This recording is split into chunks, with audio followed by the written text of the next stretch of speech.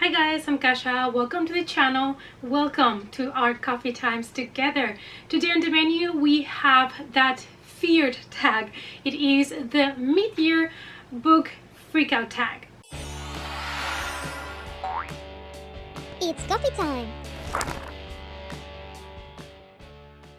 So for most people, when the middle of the year hits in, when we are already in June, we start to freak out about all of the books we still have to read, but we haven't. All of those books that we put at the beginning of the year in our yearly TBR pile. If you are like me and you like to torture yourself with something like that, and then you look at that pile and you're like, yeah, I haven't really gone through so much of those, so you start to freak out. So here are the questions. I'm gonna leave them also down below for you in case that you want to do the tag yourself. So let's answer them. And it's actually a book that I just finished and that I still have not really talked much about because I still haven't done my monthly wrap-up because I just read this like in June, and that is Kill Creek by Scott Thomas. So last year I read Violet, his new book, and I really enjoyed it because it was very atmospheric and creepy, and everybody told me that his first novel was actually better and it was so good. And when I looked into it, I realized that it was a book kind of for horror freaks, horror lovers. It is for horror authors that have very different ways of writing and telling their stories, and they are all invited to have an interview at this house called Kill Creek, and they decide to go, you know, to kind of help boost their careers in different ways. And when they get there, they start to realize they might have really went to a haunted house, and of course there's going to be consequences for going in there. This book, it is kind of like a present for people that love horror. There is so much to be discussed about this book. I had the pleasure of buddy reading it with Jason, and there were so many things that I wanted to talk about that I sent him like super long messages. I'm sorry, Jason, because there were so many things that I found fascinating and entertaining, and it's a book that from like page 20 I knew I was going to reread someday, and I even look if there were like other like special editions in hardcover or anything, because I really wanted to have another edition of it because I really loved it that much. So this is a book that it is completely opposite to horror, and it is one of those things that are kind of my guilty pleasure, and that is because I watched a movie in Netflix called The Kissing Booth, and I got obsessed with that movie, and then I read the book and I really enjoyed it, and we got a sequel this year. We got Go in the Distance, which is The Kissing Booth #2, and I read this in like one day. Hashtag obsessed. And this is like nothing that I would normally read, but I'm so addicted to this. It is not even like extremely special or original or anything like that, but it's something about the story and the characters that is so binge worthy for me. So if you're looking for a nice summer read, like a romance, you might want to try this one. It's called The Kissing Booth, the first one. The second one is Going the Distance, and there is a Netflix exclusive film as well. The main story is super simple. We have Lee and Elle. They were born the same night at the same hospital, so their moms got to be best friends and they were raised kind of together. But Lee has an older brother called Noah, and he is completely off limits. But as you can expect, Elle falls in love with Noah, and everything gets complicated. So yeah, like I said, if you're looking for some just binge-worthy, fun, easy to read summer romance, you might want to check these books. And that is The Bank by Bentley Little, because it gave me Needful Things by Stephen King vibes, and that is one of my absolute favorite Stephen King books and stories. So The Bank is about a small town in which a business is kind of struggling to survive, and then all of a sudden on the other side of the street there is a new bank that opens, so he's hoping that it's going to bring more people to that street and, you know, to his business. But when the bank opens, weird things start to happen, and then apparently the bank starts to make really weird demands of his customers. So I don't know, it just sounds so intriguing to me. I love these kind of things where people are granted their wishes, but it comes with a price. I know it's a super, you know, overly used kind of plot, but I'm a sucker for that.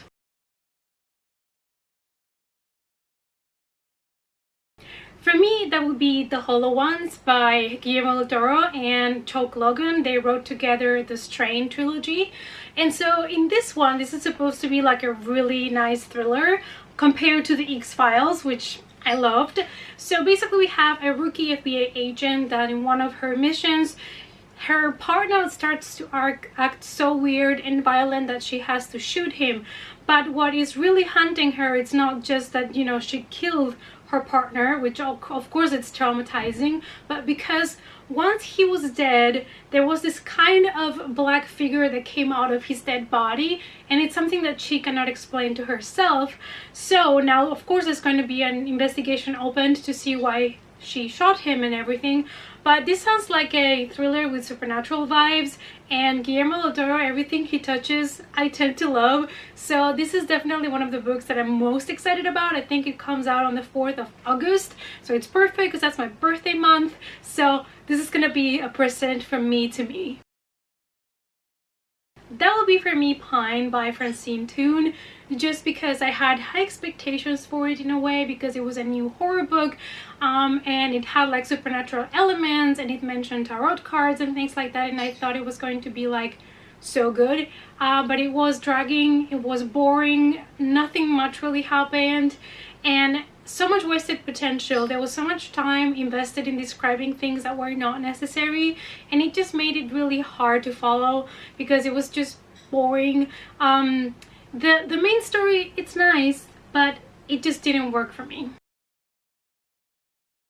So for me, that one will be Sky in the Deep by Adrienne Young. I am somebody that I occasionally enjoy reading some fantasy or YA fantasy, but I hardly ever give a really high rating or enjoy it so much as I did with this novel. Most of the time, you know, I just enjoy the story and the characters and I might like it more or less, but with this story I was really like addicted to it. Like I was really rooting for the characters, and it has so many nice messages for the reader, as well as it had action. It had everything that you really need, and this is a standalone fantasy. It was so good. It has to do with two different Viking clans that are always fighting with each other until something else comes that is hunting both of them, so they have to make decisions. And our main character, it's a very strong female warrior, and I absolutely loved her. And if you like Viking stories, I definitely think that you should check this one out.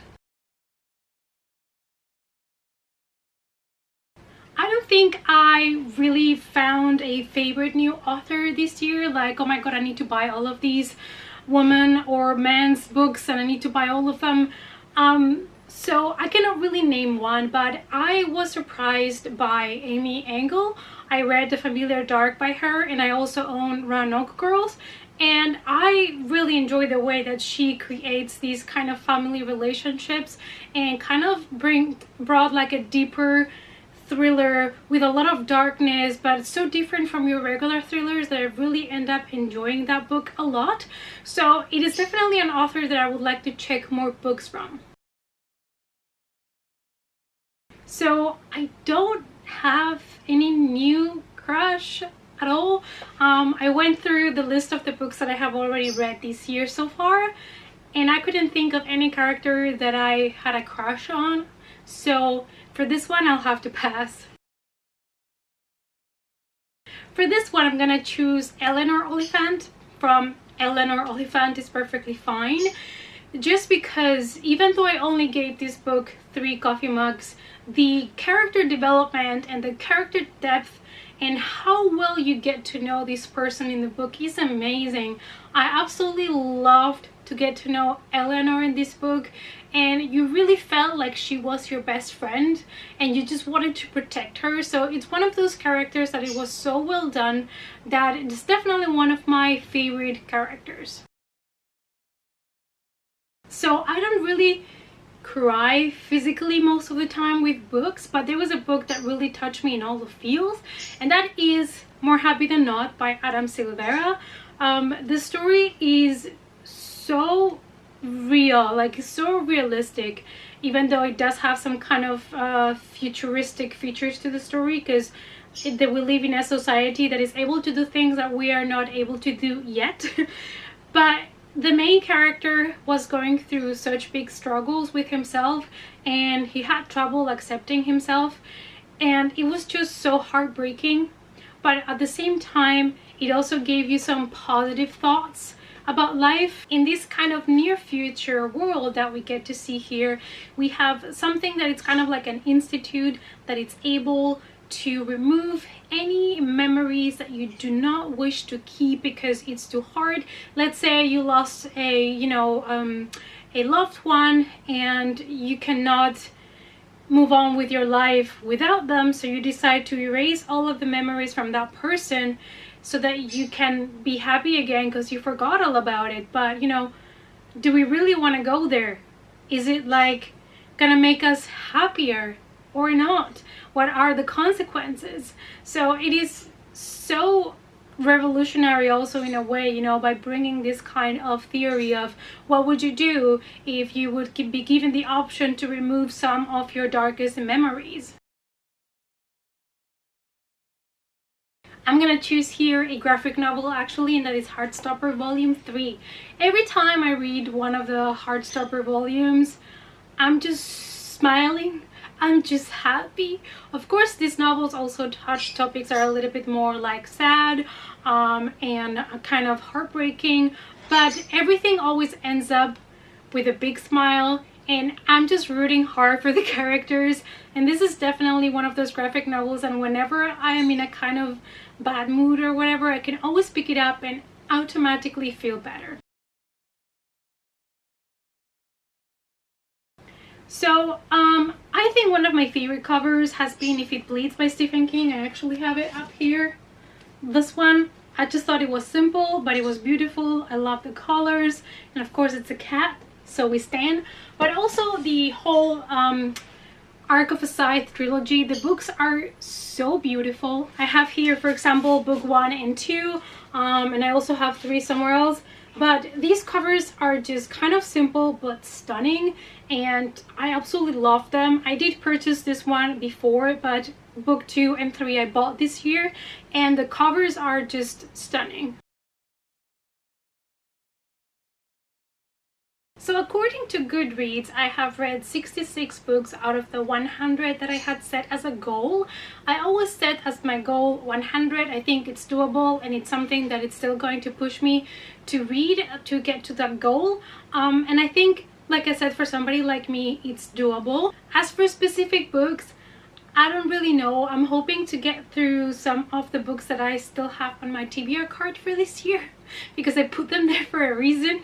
But like every year, we really start with the really good intentions of reading all of our backlisted books, and yeah, and then we just get distracted by new releases and books that we get, as recommendations from friends and people that we trust, and we end up reading a lot of stuff that was not on our plan for the year, and then yeah, it happens. But I'm really happy that I have already accomplished 66 books. And this was the end of the mid-year book freakout tag. I hope that you enjoyed it. If you want to do it yourself, like I said, I'm going to leave the questions down below so it's easier for you to make the video if you wish. And let me know down below what is the best and the worst that you have read this year so far. Thanks so much for watching, you guys. Please give the video a big thumbs up for support, and also if you want to follow me on the social media, the links are down below, and I hope to see you all in the next coffee time. Bye.